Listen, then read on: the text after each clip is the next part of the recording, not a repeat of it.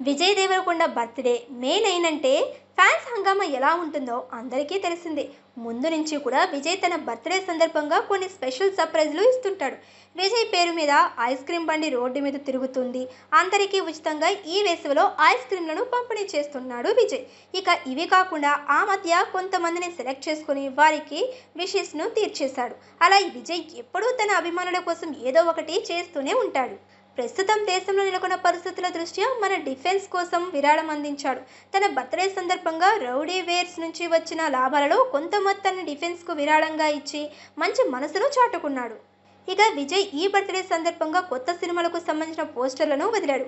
Rahul Sankrityan project poster అయితే అందరినీ ఆకట్టుకుంది. మళ్ళీ బీస్ట్ మోడల్లోకి మారే టైం వచ్చిందని విజయ్ అన్నాడు. ఇక రౌడీ జనార్దన కాన్సెప్ట్ పోస్టర్ అదిరిపోయింది.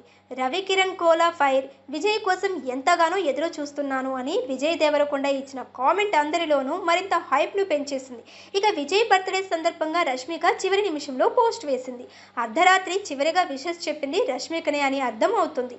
తాను ఇక చాలా ఆలస్యంగా విషెస్ చెబుతున్నాను అని అర్థమైనట్లుగానే రష్మిక క్యూట్గా పోస్ట్ వేసింది. హ్యాపీ బర్త్డే విజ్జీ, నువ్వెప్పుడు ఇలా సంతోషంగా ఆరోగ్యంగా నవ్వుతూనే ఉండాలని కోరుకుంటున్నాను.